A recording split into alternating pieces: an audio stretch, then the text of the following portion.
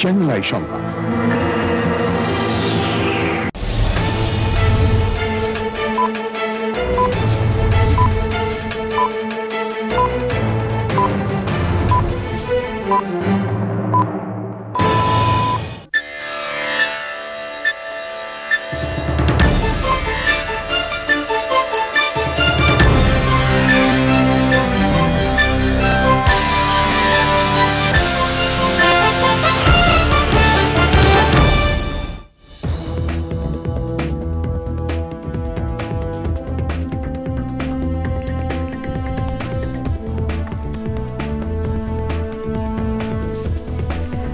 আসসালামু আলাইকুম, স্বাগত জানাচ্ছি চ্যানেল আই সংবাদে। এখনকার সংবাদ আয়োজন নিয়ে আপনাদের সাথে আছি আমরা দুজন, আমি মেহরুন্নেসা তাহমিনা আর আমি সোহেল ফাইসাল। বিস্তারিত সংবাদের শুরুতেই জানিয়ে দিচ্ছি সুপার ফ্রেশ ফর্টিফাইড সয়াবিন তেল সংবাদ শিরোনামগুলো। বগুড়ায় রথযাত্রায় বিদ্যুৎস্পৃষ্ট হয়ে 5 জনের মৃত্যু, আহত কমপক্ষে 35 জন, হাসপাতালে ভর্তি অনেকের অবস্থায় আশঙ্কাজনক। কোটা সংস্কার করে সংসদে আইন পাশের 1 দফা দাবিতে আন্দোলনের ঘোষণা, সোমবার 3:30 থেকে সারা বাংলাদেশ ব্লকেড। আদালতের রায়ের পর কোটা আন্দোলনের যৌক্তিকতা নেই বললেন প্রধানমন্ত্রী, বিএনপি জামায়াতের সন্ত্রাসী চেহারা তুলে ধরার আহ্বান।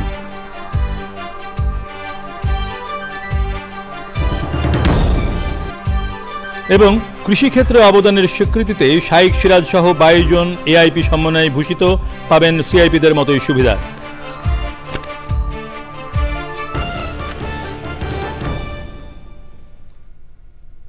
প্রিয় দর্শক, সংবাদ শিরোনামগুলো জানাচ্ছিলাম। এখনকার এই সংবাদ আয়োজন একই সঙ্গে চ্যানেলের ইউটিউব চ্যানেলে এবং চ্যানেলের ওটিটি প্ল্যাটফর্ম আই স্ক্রিনে লাইভ স্ট্রিম হচ্ছে। এবারে বিস্তারিত। বগুড়ায় রথযাত্রায় বিদ্যুৎস্পৃষ্ট হয়ে 5 জন মারা গেছেন। এই ঘটনায় আহত হয়েছেন প্রায় 35 জন। আশঙ্কাজনক অবস্থায় বেশ কয়েকজনকে হাসপাতালে ভর্তি করা হয়েছে। বিকেল 5:15টার দিকে শহরের সেউজগাড়ি আমতলী মোড় এলাকায় এই ঘটনা ঘটে। সৈয়দ অদিতের রিপোর্ট। বগুড়া শহরের সেউজগাড়ি ইস্কন মন্দির থেকে বিকেল 5টার দিকে রথযাত্রাটি বের হয়। শহরে আমতলা মোড় এলাকায় পৌঁছালে রথের গম্বুজটি রাস্তার উপরে থাকা হাই ভোল্টেজ বৈদ্যুতিক তারের সংস্পর্শে আসে। গম্বুজটি স্টিলের হওয়ায় বৈদ্যুতিক তারের সংস্পর্শে আসার সঙ্গে সঙ্গে তাতে আগুন লেগে যায়। আহতদের বগুড়া শহীদ জিয়াউর রহমান মেডিকেল কলেজে নিয়ে গেলে 4 জনের মৃত্যু হয়। অপর একজনকে মোহাম্মদ আলী হাসপাতালে নেওয়ার পর মারা যান।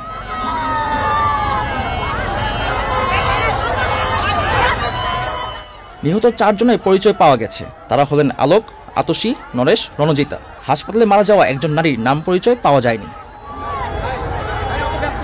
সৈয়দ অদিত, চ্যানেল আই। কোটা পদ্ধতি সংস্কার করে জাতীয় সংসদে আইন পাশের 1 দফা দাবিতে আন্দোলনের ঘোষণা দিয়েছেন শিক্ষার্থীরা।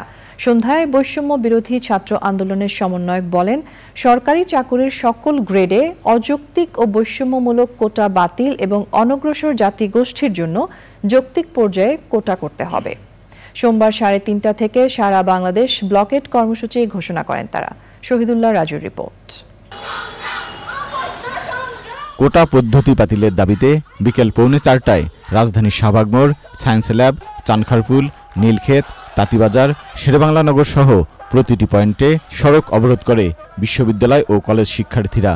দুপুর থেকেই খণ্ড খণ্ড মিছিল নিয়ে ঢাকা বিশ্ববিদ্যালয়ে জড়ো হতে থাকে তারা। 4.5 ঘন্টার অবরোধে কার্যত অচল হয়ে পড়ে রাজধানী। সব ধরনের কোটাই আমরা বাতিল চেয়ে শুধুমাত্র অনগ্রসর জাতির জন্য অল্প পরিমাণে রাখা, এটার পক্ষে আমরা। বিদ্যমান কোটা ব্যবস্থার সমস্যা হচ্ছে যে এটি আসলে যুগের সাথে এখন ফিজিবল না। প্রতিটি যোগ্য স্থানে মেধাবীদের সুযোগ দিয়ে দেশকে ডিজিটাল এবং স্মার্ট করার পক্ষে কাজ করুন। প্রকৃত মেধার মূল্যায়নের দাবি শিক্ষার্থীদের। 56% যদি একটা চাকরিতে কোটা থাকে, তার মানে সাধারণ শিক্ষার্থী পাচ্ছে 44%। তাহলে তো যাদেরকে সুবিধা বঞ্চিতদের সুবিধা দিতে গিয়ে আমরাই সুবিধা বঞ্চিত হয়ে যাচ্ছি। এটা তো একটা প্যারাডক্সের মতো হয়ে যাচ্ছে। তাহলে আমরা অবস্থান নিয়েছি, যতক্ষণ পর্যন্ত আমাদের দাবি আদায় না হয় আমরা যাব না। এটা অবশ্যই এক ধরনের মেধাবীদের সাথে প্রতারণা এবং মেধার সাথে প্রতারণা করা। 5 থেকে 10% থাকতে পারে, কিন্তু এটার জন্য আপনি 56% একটা কোটা আমাদের উপর চাপিয়ে দিতে পারেন। রাত 8টায় বৈষম্য বিরোধী ছাত্র আন্দোলনের শিক্ষার্থীরা কোটা পদ্ধতি সংস্কারের 1 দফা দাবি ঘোষণা করেন। আজকে যে যেই দেশে মেধাবীদের মূল্যায়ন নাই সেই দেশে কেন মেধাবীরা থাকবে? আমাদের যে ছাত্র ধর্মঘট এবং ক্লাস পরীক্ষা বর্জন কর্মসূচি সেটি অব্যাহত থাকবে অনির্দিষ্টকালের জন্য, আমরা পূর্বেই ঘোষণা করেছি। আর আমাদের যে ব্লকেট কর্মসূচি সারা বাংলাদেশে আরো বিভিন্ন পয়েন্টে আগামীকালও ব্লকেট চলবে। সরকারি চাকরিতে কোটা ব্যবস্থা বাতিল করে 2018 সালে পরিপত্র জারি করে সরকার।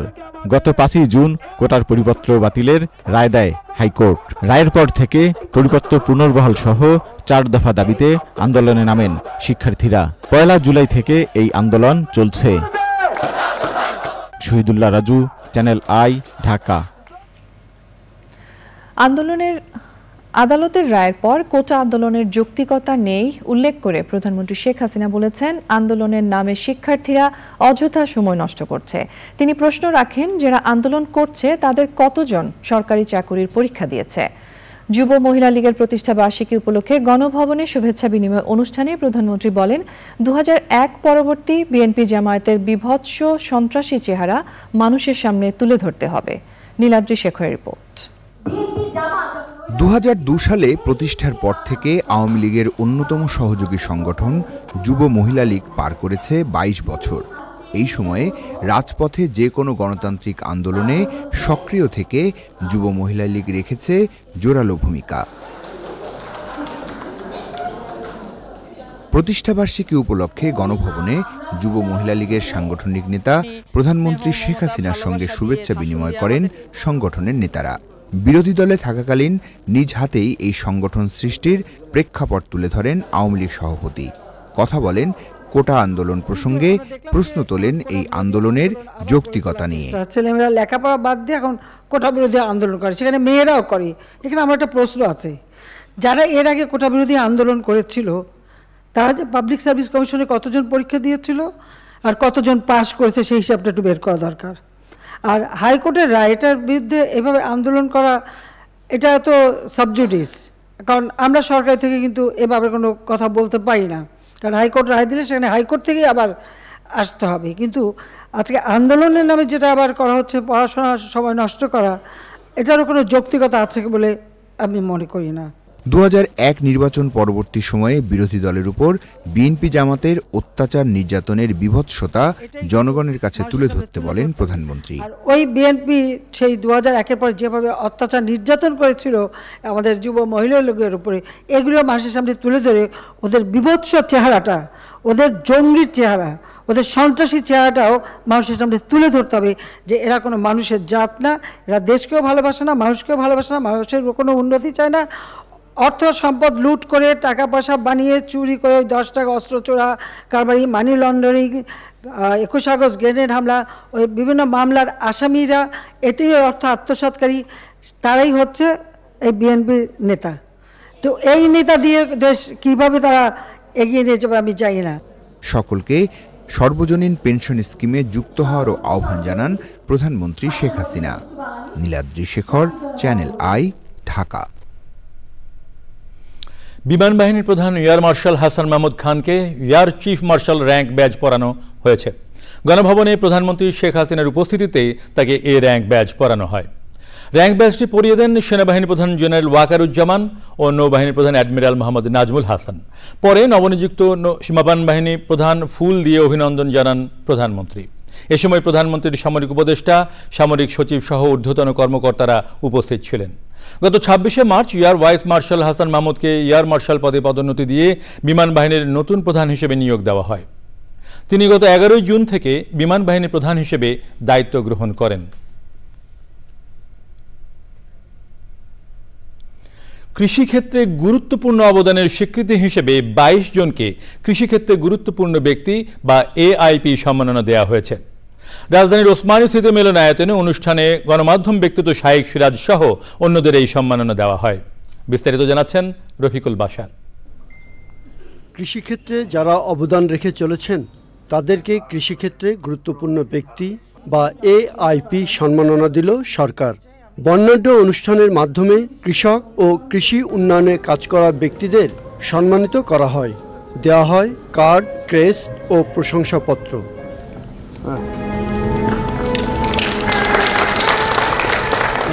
4 দশকের বেশি সময় কৃষি নিয়ে কাজ করা গণমাধ্যম ব্যক্তিত্ব শাইখ সিরাজকে দেওয়া হয় এই সম্মাননা।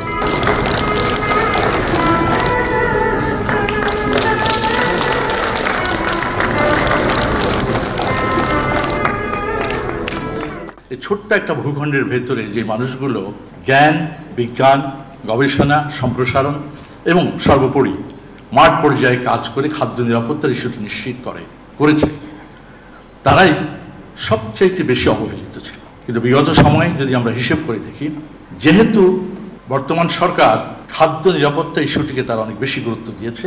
আমি একটি কথা না বললেই পারি না, প্রধানমন্ত্রীর কথা। উনি বেশ কয়েক বছর আগে থেকে প্রতি ইঞ্চি জমির কথা বলে আসছেন, খালি ফেলে রাখা যাবে না। এই কথাটি কিন্তু উনি নিজে বলে শুধু ক্ষান্ত হননি, উনি ওনার নিজের আঙিনায় সে কাজটি করে দেখিয়েছেন। কৃষিজাত বা প্রযুক্তি উদ্ভাবনে অবদান রাখা, কৃষি উৎপাদন বা বাণিজ্যিক খামার স্থাপন ও কৃষি প্রক্রিয়াকরণ, রপ্তানিযোগ্য কৃষিপণ্য উৎপাদন, নিবন্ধিত কৃষি সংগঠন এবং বঙ্গবন্ধু কৃষি পুরস্কারে স্বর্ণপদক পেয়েছেন এমন ব্যক্তিদের এই সম্মাননা দেওয়া হয়। যোগ্যতা বিবেচনায় এই সম্মাননা দেওয়া হয়েছে বলে জানান অতিথিরা। এর কারণ কি, ওই যে ছাদ কৃষি কথা বললেন, আজকে ঢাকা শহরে দেখা কম ছাদ দেখে যে ছাদ বাগান নাই। তো এই যে মানুষগুলো ছাদ বাগান করতেছে, এই যে অনুপ্রেরণাগুলো পাচ্ছে, নিশ্চয়ই এই সমস্ত কৃষক প্রেমিক যারা বিজ্ঞানী আছেন বা যারা এই উৎপাদনের সাথে সম্পৃক্ত আছেন তারা। আমরা কৃষির ক্ষেত্রে এগিয়ে যাচ্ছি, যান্ত্রিক যন্ত্রপাতির জন্য মাননীয় প্রধানমন্ত্রী 70 ভাগ ভর্তুকি দিচ্ছেন। অভিব্যক্তি প্রকাশ করেন সম্মাননা পাওয়া ব্যক্তিরা। কৃষকরা যে যুগ যুগ ধরে লাঞ্ছিত নিষ্পেষিত হতো, সেখান থেকে আজ রাষ্ট্রীয়ভাবে তাদেরকে সম্মানিত করা হলো। আমি অত্যন্ত খুশি হয়েছি। এআইপি সম্মাননা পেয়ে আমি অনেক আনন্দিত এবং গর্বিত। এআইপি সম্মাননা পাওয়া ব্যক্তিরা সিআইপিদের মতোই সুবিধা পাবেন। Rafiqul Bashar, channel I, Dhaka. মিরপুরের বোটানিক্যাল গার্ডেন ও বলদে গার্ডেনের প্রবেশ ফি বৃদ্ধিকে অযৌক্তিক ও অমানবিক উল্লেখ করে দ্রুত বাতিলের দাবি জানিয়েছেন দর্শনার্থীরা। রাজধানীর অক্সিজেন ভান্ডার খ্যাত বোটানিক্যাল গার্ডেন বা জাতীয় উদ্ভিদ উদ্যানের প্রবেশ মূল্য না বাড়িয়েও রাজস্ব আয় বৃদ্ধি সম্ভব বলছেন বিশেষজ্ঞরা। প্রবেশ মূল্য বৃদ্ধি নিয়ে সামাজিক যোগাযোগ মাধ্যমে আলোচনা সমালোচনার পাশাপাশি চলছে নানা প্রতিবাদ কর্মসূচি। আলিমাল রাজের রিপোর্ট। আমি যখন 7টার সময় আমি 7টার পরে আমার রানিংটা শেষ করে বের হতে গার্ডেনের যারা কর্তৃপক্ষ যারা দায়িত্বে আছে তারা আমাকে হঠাৎ করে দেখে খুব বেয়াদবের মতো করে বলে কি যে আপনার টিকিট কোথায়, আপনি কি কাট করা আছে? আমি বললাম জি আমার সকালে কাট করা আছে, কিন্তু আমি যেহেতু সকালবেলার টাইমের ঊর্ধ্বে অবস্থান করেছি, আপনাদের আমি নিয়মটা জানি। আমি যখন বললাম যে তাদেরকে 100 টাকা আমি জরিমানা দিত, তখন বলে কি না জরিমানা না, টিকিট কেটেই ঢুকতে হবে। তাহলে আমি 5:15 সময় ঢুকে আমি কি আবার এসে টিকিট কেটে আবার কি যাব? জাতীয় উদ্ভিদ উদ্যানে নিয়মিত প্রাতভ্রমণকারী নওশিনের কথায় ফুটে উঠেছে ভোগান্তির চিত্র। পূর্ব কোনো ঘোষণা ছাড়া উদ্যানের প্রবেশ ফি বৃদ্ধিতে বিপাকে পড়েছেন এমন হাজারো মানুষ।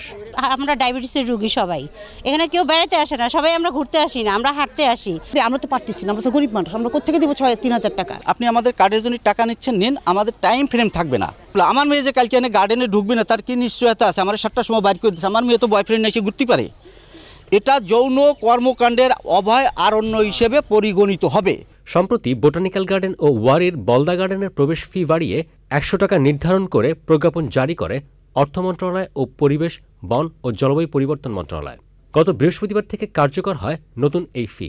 এই ঘোষণার পর থেকেই এমন সিদ্ধান্তের বিরোধিতা করছেন দর্শনার্থীরা। ভ্রমণকারীদের কোনো সময়সীমা থাকবে না। জুলাইয়ের পর থেকে আমরা এখানে হাঁটতে পারি না। 60 ঊর্ধ্ব মানুষ, ওনারা সকালে উঠেই এত ভোরে আসতে পারেন না, যার কারণে আমরা এইটার প্রতিবাদ জানাই। এই সময়সীমাটা ঊর্ধ্ব করবে। এমন পরিস্থিতিতে উদ্যানে কমে গেছে দর্শনার্থীর সংখ্যা। বিশেষজ্ঞরা বলছেন এমন সিদ্ধান্তে নাগরিকদের অবসর বিনোদনের পাশাপাশি গবেষণা ও নতুন প্রজন্মের প্রকৃতি শিক্ষা হুমকিতে পড়েছে। বাস্তবতা অনুযায়ী সময়োপযোগী উদ্যোগের পরামর্শ তাদের। গার্ডেনের ভিতরে অনেক ধরনের সার্ভিস থাকার কথা, যেগুলো একটু ব্যতিক্রম, মানুষ খুব ইন্টারেস্টেড হয় যেগুলো দেখার জন্য। এটা মাস্টার প্ল্যান দরকার। আমরা গার্ডেনটাকে কিভাবে ইমপ্রুভ করব, পাবলিকের জন্য কি কি সার্ভিস আমরা অফার করব, কোন কোন জিনিসটা আমি শোকেস করব, যেটা দেখে মানুষ স্বেচ্ছায় টাকা দিতে বাধ্য হবে, সেই ব্যবস্থাপনা আমার রাখার সময় হয়েছে। আমি শুধুমাত্র গেটের ফি বাড়িয়ে পাবলিককে এজিটেট করে গার্ডেন ব্যবস্থাপনাটাকে নষ্ট করার কোনো দরকার নাই। এর আগে গত বৃহস্পতিবার উদ্যানের প্রবেশ ফি নতুনভাবে বিবেচনা করার পরামর্শ দেন পরিবেশ মন্ত্রী। এটিকে বাণিজ্যিকভাবে দেখা ঠিক নয় বলেও মন্তব্য করেন তিনি। এক লাফে আপনি 20 থেকে 100 চলে যাওয়াটা, এটা আমার কাছেও মনে হয় মানে কিছুটা অযৌক্তিক, এত হওয়া উচিত না। আলিমাল রাজি, চ্যানেল আই, ঢাকা। আমাদের এবারের প্রসঙ্গ আই স্পোর্টস।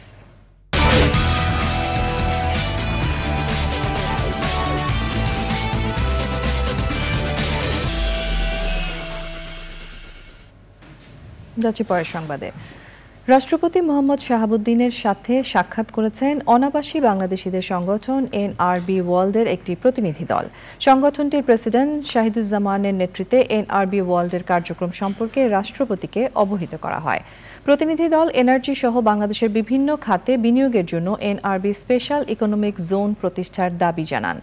রাষ্ট্রপতি মোহাম্মদ শাহাবুদ্দিন বলেন, বাংলাদেশের অর্থনৈতিক উন্নয়নে প্রবাসী বাংলাদেশিরা গুরুত্বপূর্ণ ভূমিকা রাখছে।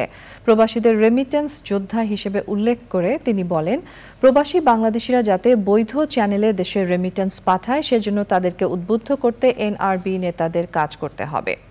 দেশের সম্ভাবনাময় খাতে বিনিয়োগের পাশাপাশি বিদেশি বিনিয়োগকারীদেরকেও উৎসাহিত করতে এনআরবি নেতাদের প্রতি আহ্বান জানান তিনি। আপনারা দেখছেন চ্যানেল আই সংবাদ। এবারে প্রিয় দর্শক, আপনারা দেখছেন চ্যানেল আই সংবাদ। এখন জানাবো আমাদের হাতে থাকা আরো কিছু সংবাদ। প্রধানমন্ত্রী শেখ হাসিনা বলেছেন, কারো রক্তচক্ষুকে ভয় পায় না Bangladesh. President guard regiment PGR এর 49তম প্রতিষ্ঠা বার্ষিকী উপলক্ষে আয়োজিত দরবারে প্রধানমন্ত্রী বলেন, কেউ আর দেশকে পেছনে টেনে নিতে পারবে না। যুক্তরাষ্ট্র থেকে 1% হলেও বাংলাদেশের দারিদ্র্যের হার কমানো হবে বলে প্রত্যয় ব্যক্ত করেন প্রধানমন্ত্রী। নিজস্ব অর্থায়নে পদ্মা সেতু নির্মাণের প্রসঙ্গ টেনে শেখ হাসিনা বলেন, খবরদারি করা বড় দেশগুলোও এখন বাংলাদেশের উন্নয়ন অগ্রগতি অস্বীকার করতে পারে না।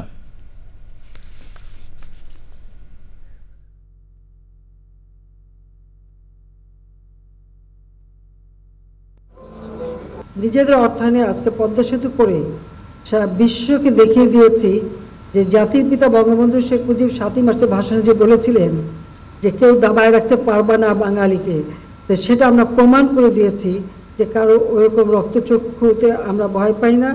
আমরা ইচ্ছা করলে নিজেও পারি, সেটা আমরা প্রমাণ করে আজকে বিশ্বে সেটা দেখিয়েছি।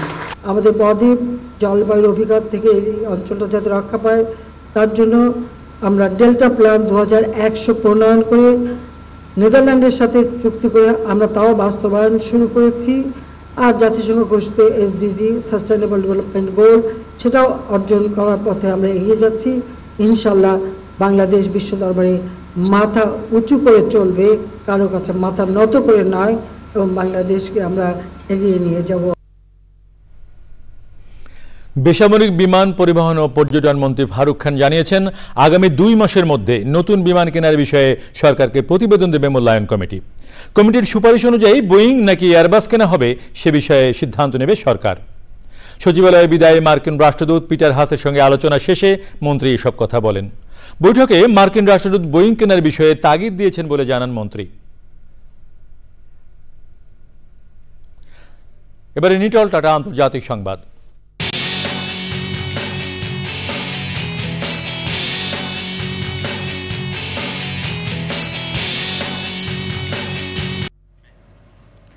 ফ্রান্সে আগাম পার্লামেন্ট নির্বাচনে দ্বিতীয় দফার ভোট গ্রহণ চলছে। প্রথম দফায় কট্টর ডানপন্থীদের কাছে হারের পর এই ভোট হচ্ছে। ফ্রান্সের মূল ভূখণ্ডে বাংলাদেশ সময় দুপুর 12টায় ভোট গ্রহণ শুরু হয়। প্রথম দফায় 33% বেশি ভোট নিয়ে এগিয়েছিল ডানপন্থী দল ন্যাশনাল র্যালি NR, আর 28% ভোট নিয়ে দ্বিতীয় অবস্থানে ছিল ফ্রান্সের বামপন্থী জোট নিউ পপুলার ফ্রন্ট NPF। অন্যদিকে 21% কাছাকাছি ভোট নিয়ে তৃতীয় অবস্থানে দেশটির বর্তমান প্রেসিডেন্ট ইমানুয়েল ম্যাক্রোর দল। সংসদের নিয়ন্ত্রণ যাতে ডানপন্থীদের হাতে চলে না যায় সেজন্য ফ্রান্সের মধ্যপন্থী ও বামপন্থী দলগুলোকে ঐক্যবদ্ধ হওয়ার আহ্বান জানিয়েছিলেন ম্যাক্রো। নির্বাচনকে কেন্দ্র করে দেশটিতে 30,000 পুলিশ মোতায়েন করা হয়েছে।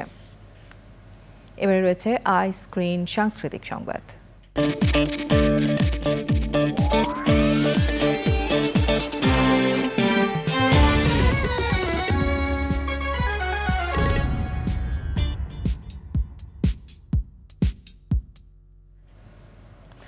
দেশের জনপ্রিয় ওটিটি প্ল্যাটফর্ম আই স্ক্রিনে চলছে ইমপ্রেস টেলিফিল্ম প্রযোজিত শাহজাদা মামুন পরিচালিত টেলিফিল্ম গোলাপি ঘুড়ি। রোমান্টিক ঘরানার এই নাটকে অভিনয় করেছেন জনপ্রিয় অভিনেতা মোশাররফ করিম, শবনম ফারিয়া, পলাশ লৌহ সহ অনেকে। 2 বছর আগে চ্যানেল আই এর পর্দায় প্রচারের পর থেকে বেশ জনপ্রিয়তা পায় নাটকটি। এখন আই স্ক্রিনে যুক্ত হওয়ায় সহজেই দর্শকরা বিনোদনের স্মার্ট দুনিয়ায় নাটকটি উপভোগ করতে পারবেন বলে মনে করছেন সংশ্লিষ্টরা। এবারে রয়েছে Joy banana fibre machine silk city সংবাদ।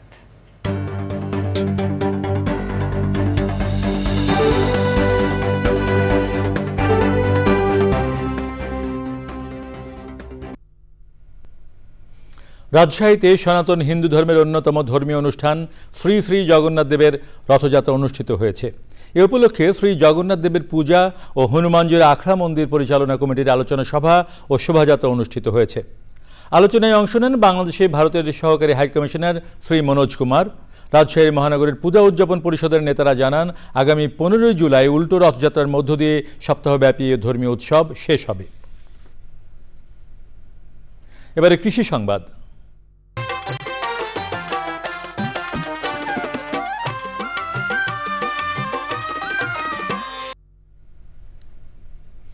মৌসুমের শেষ সময়ে যশোরের মৎস্যপল্লী খ্যাত চাঁচড়ায় মাছের রেণু ও পোনা বিক্রি বেড়েছে।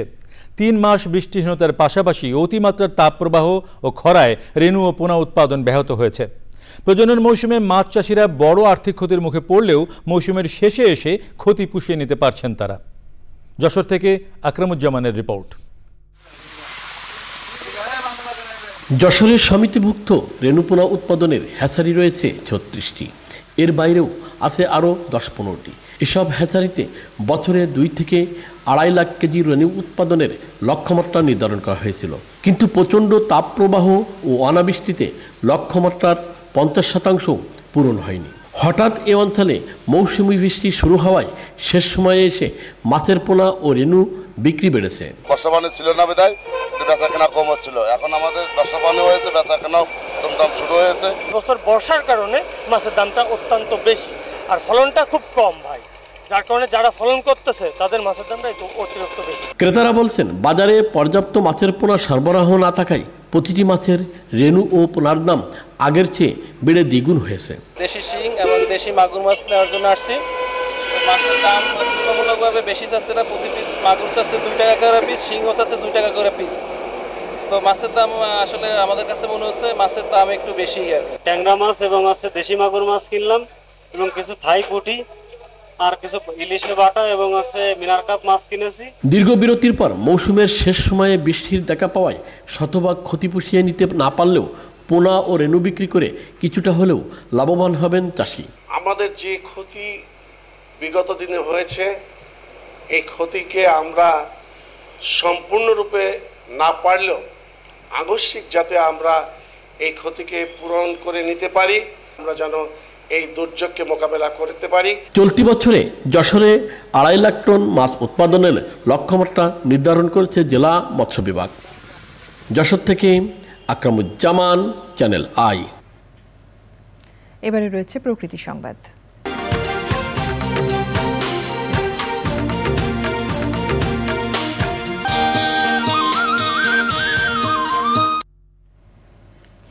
রিমালের আঘাতে ক্ষতিগ্রস্ত চাঁদপুর শহর রক্ষা বাঁধের সংস্কার কাজ শুরু হয়েছে। এতে স্বস্তিতে নদী তীরবর্তী বাসিন্দারা। তবে বাঁধ সংস্কারের কাজে দুর্নীতি রোধে সঠিক তদারকির দাবি তাদের। 2027 সালের মধ্যে প্রকল্প শেষ করার কথা জানিয়েছে পানি উন্নয়ন বোর্ড। মোর্শেদ আলমের তথ্য ও ভিডিও চিত্রে আফরোজা হাসির রিপোর্ট। বর্ষা এলেই নদী ভাঙনের দুঃস্বপ্নে নির্ঘুম রাত কাটত মেঘনা তীরবর্তী বিস্তীর্ণ জনপদের বাসিন্দাদের। শহর রক্ষা বাঁধ নির্মাণের পর পাল্টে যায় দৃশ্যপট। তবে ঘূর্ণিঝড় রিমালের আঘাতে বাঁধটি ক্ষতিগ্রস্ত হওয়ায় আবারও উদ্বেগ উৎকণ্ঠায় দিন পার করছিল নদী তীরবর্তী বাসিন্দারা। বাঁধ সংস্কারের উদ্যোগে রক্ষা পাবে হাজারো পরিবার। বস্তা হালিয়ে কি থাকে ফাইয়া যায় সিরিয়া যায় জায়গা বালু নদী বা নদীর বালু নদীতে জায়গা আমাদের দেন স্থায়ীভাবে এই নির্মাণ করে বা এই বাঁধটা দেন ভালোভাবে বাদ করে দেয়। গ্যারেজ না নাই ঠিক আছে, তাহলে তো মনে করেন যে আছে আমগো সহ গাঙ্গে বাঁচতে হইবে, এমন পর্যায়ে আমরা আছি। সরকার যদি এটা একটু সুন্দরভাবে কাজ করে তাহলে আমরা আশা করি যে আমরা এই জায়গায় থাকতে পারবো। মানে বাঙ্গে যেদিন সেদিনকে একটু কাজ করে, 1 মাস পরে আবার দিন নাই, কাজ নাই, শেষ। প্রকল্পের কাজে ব্যয় হবে 827 কোটি টাকা। ঠিক আছে, এখন কাজ কতদিন হবে বলতে পারবো না।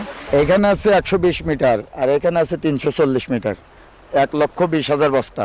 এখানে কাজ করার পরে আমাদের সামনে আরো কাজ আছে, ওইখানে যাব। প্রকল্পের কাজ শেষ হলে জেলার অর্থনীতি আরো সমৃদ্ধ হবে বলছেন সংশ্লিষ্টরা। যে এইবারেও কাজটি আমরা সবাই মিলে একইভাবে আমরা চেষ্টা করব, মনিটর করব যে কাজটা যেন উন্নত মানের ভালো কাজ হয়। কাজের গুণগত মান ঠিক রাখতে সংশ্লিষ্টদের সঠিক তদারকির দাবি সকলের। আফরোজা হাসি, প্রকৃতি ও জীবন ডেস্ক, চ্যানেল আই।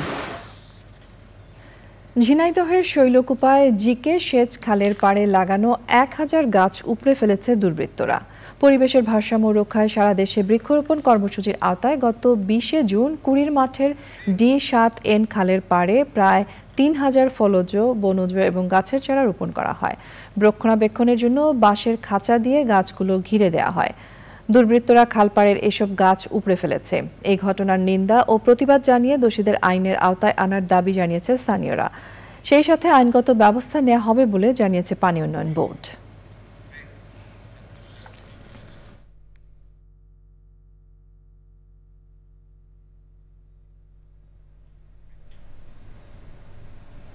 প্রিয় দর্শক, এখন সময় হলো আরো একটি বিরতি নেবার, এবং বিরতির পর আরো যা থাকছে। স্বাগত জানাচ্ছি আরো একবার চ্যানেল আই সংবাদে। এখন জানাবো বিরতির পরের আয়োজনগুলো। মুন্সিগঞ্জে স্কুল ম্যানেজিং কমিটির নির্বাচনকে কেন্দ্র করে দ্বন্দ্বের জেরে টঙ্গিবাড়ি উপজেলার পাঁচগাঁও ইউনিয়ন পরিষদের চেয়ারম্যান সুমন হালদারকে গুলি করে হত্যা করেছে প্রতিপক্ষ। দুপুর 1টার দিকে ইউনিয়নের পাঁচগাঁও আলহাজ ওয়াহিদ আলী উচ্চ বিদ্যালয় প্রাঙ্গণে ওই ঘটনা ঘটে। প্রত্যক্ষদর্শী ও পুলিশ জানায় সকাল 10টা থেকে পাঁচগাঁও ওয়াহিদ আলী উচ্চ বিদ্যালয়ের ব্যবস্থাপনা কমিটির নির্বাচন চলছিল। এতে নিহত ইউপি চেয়ারম্যান সুমন 9 ভোট পেয়ে বিজয়ী সভাপতি প্রার্থী দেওয়ান মনিরুজ্জামানের পক্ষে অবস্থান নেয়। এতে অপর প্রার্থী মিলনের সমর্থক নূর মোহাম্মদ ক্ষিপ্ত হয়ে প্রকাশ্যে ইউপি চেয়ারম্যান সুমনের উপর গুলি চালায়।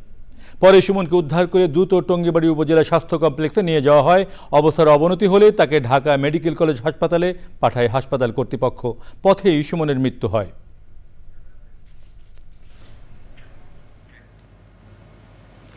ঢাকা মহানগর, উত্তর দক্ষিণ, চট্টগ্রাম মহানগর ও বরিশাল মহানগরে বিএনপির আংশিক আহ্বায়ক কমিটি ঘোষণা করা হয়েছে। বিএনপির সিনিয়র যুগ্ম মহাসচিব রুহুল কবির রিজভির সই করা বিজ্ঞপ্তিতে এই তথ্য জানানো হয়েছে। যুবদলের সাবেক সভাপতি সাইফুল আলম নীরবকে আহ্বায়ক এবং বিএনপির ক্রীড়া বিষয়ক সম্পাদক সাবেক ফুটবলার আমিনুল হককে সদস্য সচিব করে ঢাকা মহানগর উত্তর বিএনপির 2 সদস্যের আহ্বায়ক কমিটি গঠন করা হয়েছে। ঢাকা মহানগর দক্ষিণ বিএনপির আংশিক কমিটিতে রফিকুল আলম মজনুকে আহ্বায়ক এবং সাবেক যুগ্ম আহ্বায়ক তানভীর আহমেদ রবিনকে সদস্য সচিব করা হয়েছে। বিএনপি নেতা এরশাদুল্লাহকে আহ্বায়ক ও সাবেক ছাত্রদল নেতা নাজিমুর রহমানকে সদস্য সচিব করে চট্টগ্রাম মহানগর বিএনপির 2 সদস্যের আংশিক আহ্বায়ক কমিটি গঠন করা হয়েছে। বরিশাল মহানগর বিএনপির সাবেক আহ্বায়ক মনিরুজ্জামান খান ফারুককে আহ্বায়ক, সাবেক যুগ্ম আহ্বায়ক মোহাম্মদ জিয়াউদ্দিন শিকদার জিয়াকে সদস্য সচিব ও সাবেক ছাত্রদল নেত্রী আফরোজা খানম নাসরিনকে 1 নম্বর যুগ্ম আহ্বায়ক করে বরিশাল মহানগর বিএনপির 3 সদস্যের আংশিক আহ্বায়ক কমিটি গঠন করা হয়েছে। নতুন কমিটিকে শুভেচ্ছা জানাতে নয়াপল্টনে বিএনপির কেন্দ্রীয় কার্যালয়ে ভিড় করেন নেতাকর্মীরা। 29তম প্রতিষ্ঠা বার্ষিকী উদযাপন করেছে ঢাকা ব্যাংক। এই উপলক্ষে রাজধানীর গুলশানে ব্যাংকের প্রধান কার্যালয়ে কেক কেটে জমকালো অনুষ্ঠানের আয়োজন করা হয়। ব্যাংকের চেয়ারম্যান আব্দুল হাই সরকার, ব্যাংকের প্রতিষ্ঠাতা মির্জা আব্বাস উদ্দিন আহমেদ, প্রতিষ্ঠাতা ভাইস চেয়ারম্যান ATM হায়াতুজ্জামান খান, বর্তমান ভাইস চেয়ারম্যান মোহাম্মদ হানিফ, পরিচালক আলতাফ হোসেন সরকার, মোহাম্মদ আমিরুল্লাহ, রাখি দাশগুপ্তা, স্বতন্ত্র পরিচালক ফিরোজ আহমেদ ও আহবাব আহমেদ সহ অন্যরা উপস্থিত ছিলেন। এছাড়াও ব্যাংকের 147টি শাখা, উপশাখা ও SME সেবা প্রাঙ্গণে কেক কেটে ব্যাংকের 29 বছর উদযাপন করা হয়।